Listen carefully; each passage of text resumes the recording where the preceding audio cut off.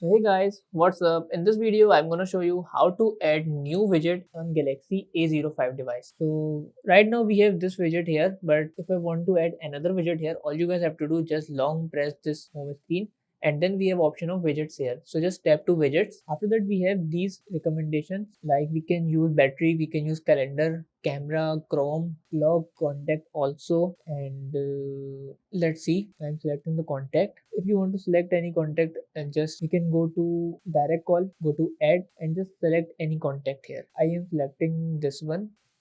So as you see, the widget is now added. Call center. If I want to call them, all I have to do just click here and then it will be a direct call. Okay, now let me show you another widgets. All you guys have to do again long press home screen and then go to widgets. Okay, let me choose battery. So we have these two options of battery. Number one, number two. So this one is better. I am selecting this and then click to add. As you see, the battery widget is now enabled. You can also customize it like this. So that's how we can add widgets on Samsung Galaxy A05 device. So that's it about the video. If this video helped you guys, kindly like the video and follow us for more tips and tricks. See you guys in the next video. Take care.